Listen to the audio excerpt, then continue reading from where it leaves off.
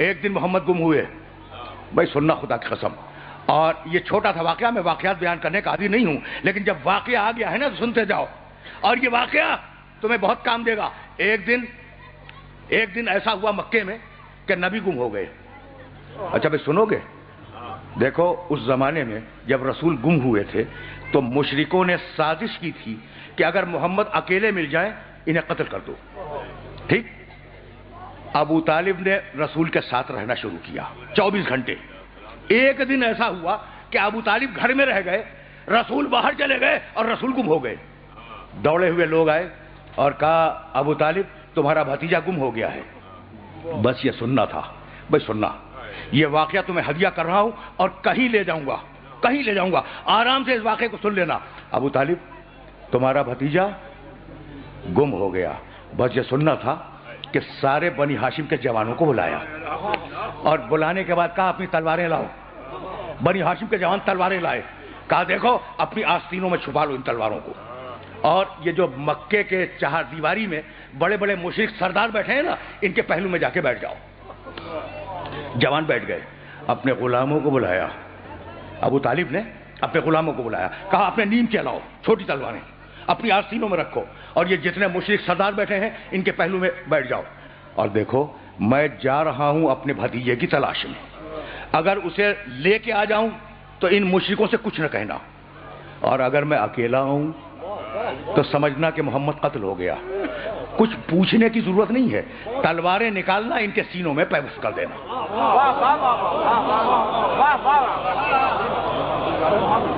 کن کے سینوں میں؟ مشرکوں کے. کہا کس نے؟ ابو طالب نے. ابو طالب نے کہا مشرکوں کے سینوں میں تلواروں کو پیوست کر دینا. یعنی ابو طالب اور ہے, مشرک اور ہے. پہنچ رہی ہے نا بات؟ اب ظاہر کے واقعہ بیان کروں گا اور پھر واپس جاؤں گا مقام محمد کی طرف, لیکن جملے سنتے جاؤ. یہ جملے بہت کام آئیں گے. سارے جوان بیٹھ گئے, سارے غلام بیٹھ گئے. چلے ابو طالب 2 افراد کو لے کر پیغمبر کو ڈھونڈنے کے لیے. ان 2 افراد کے نام تاریخ میں موجود نہیں ہیں. دیکھو بڑا بیدار مجمع میرے سامنے ہے, اور میں نے عرض کیا نا میں واقعات نہیں بیان کرتا. اب جو واقعہ بیان کر رہا ہوں اس کے ڈیٹیل سن لو. تاریخ میں ان 2 افراد کے نام نہیں ہے. چلے کوہ ابو قبیس کو عبور کیا, داہنے بائیں دیکھتے جا رہے ہیں کہ کہیں محمد نظر آ جائے. کوہ ابو قبیس سے نیچے اترے, سرزمین بطحا کو عبور کیا. سرزمین بطحا کے بعد پھر ایک پہاڑ پہ چڑھے, محمد کو داہنے بائیں دیکھا موجود نہیں ہے. سرزمین بطحا سے نیچے اترے تو دیکھا ایک مسطح پہاڑ پر محمد نماز پڑھا رہے ہیں, ان کے پیچھے علی نماز پڑھ رہے ہیں.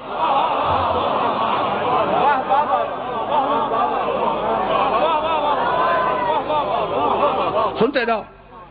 اس لیے کہ نتیجہ نکالوں گا میں, اس واقعے سے نتیجہ نکالوں گا. محمد نماز پڑھا رہے ہیں, علی پیچھے کھڑے ہوئے نماز پڑھ رہے ہیں. اب میں پوچھوں اپنے سارے سننے والوں سے کہ گم تو دونوں ہوئے تھے, محمد بھی گم ہوئے, علی بھی گم ہوئے, لیکن ابو طالب علی کی تلاش میں نہیں گئے. یہ ہے حفاظت رسالت.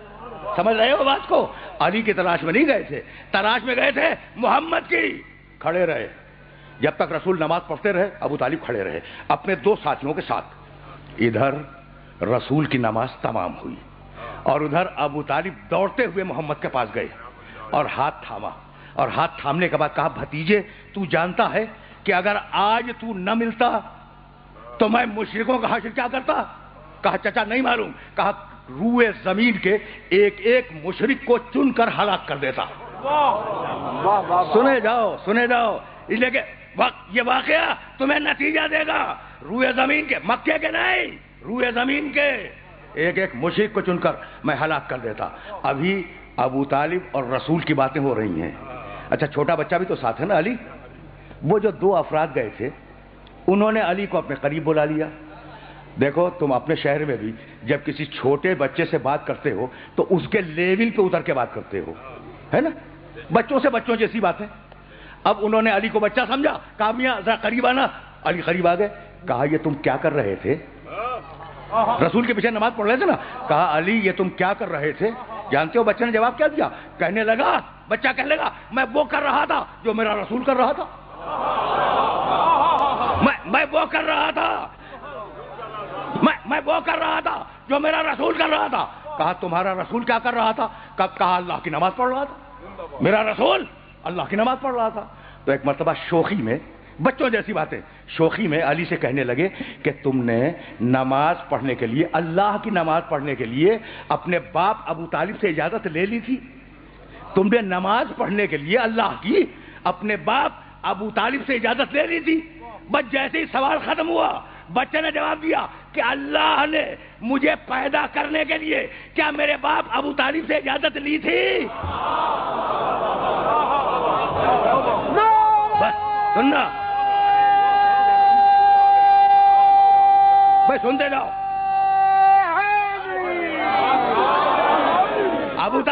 ابو طالب یہ جواب سن کر مسکرائے اور مسکرا کے کہنے لگے ابو طالب کا بیٹا ہے، ابو طالب کا بیٹا ہے۔ یہ کہہ کر محمد کا ہاتھ تھاما، ساتھ چلے، سرزمین بطحا کو عبور کیا، کوہ ابو قبیس کو عبور کیا، مکے کی چہار دیواری میں آئے۔ وہ جو بڑے بڑے مشرک سردار بیٹھے تھے انہوں نے ابو طالب کے چہرے پر جلال دیکھا۔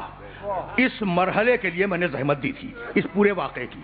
ابو طالب کے چہرے پر جلال دیکھا۔ وہ بڑے بڑے سردار، مشرکوں کے سردار کہنے لگے کہ اے سردار بنی ہاشم، یہ تمہارے چہرے پر جلال کیسا؟ یہ جلال کیوں ہے؟ ابو طالب نے کہا بتاؤں کہ میرے چہرے پر جلال کیوں ہے؟ یہ کہہ کر بنی ہاشم کے جوانوں کو اشارہ کیا، تلواریں نکالو۔ بنی ہاشم کے جوانوں نے تلواریں نکالی، اپنے غلاموں کو اشارہ کیا، نیمچے نکالو۔ جوانوں نے نیمچے نکالے۔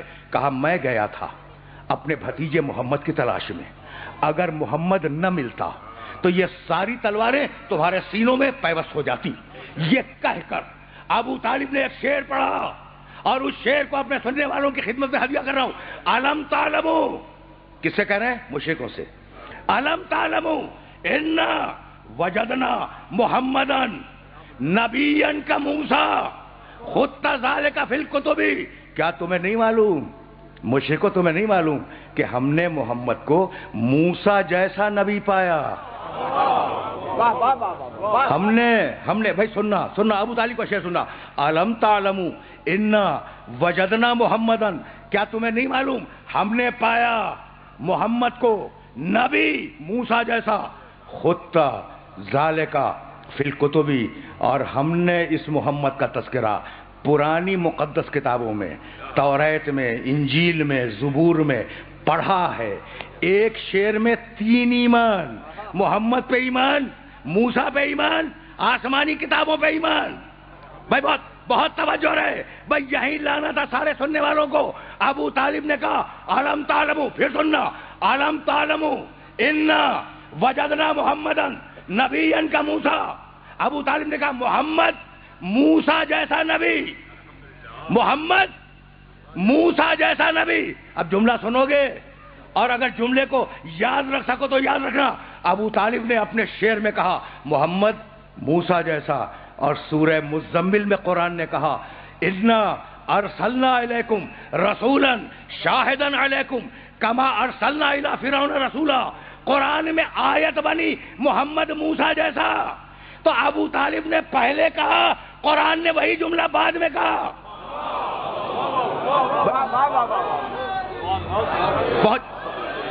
پہنچ رہی ہے بات؟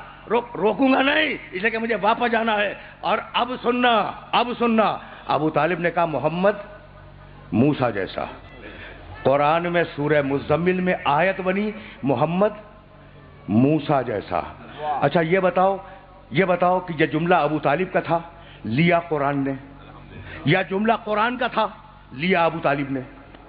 بہت پڑھا لکھا مجمع میرے سامنے ہے اور اس کے سامنے ایک سوال پیدا کرنا چاہ رہا ہوں میں۔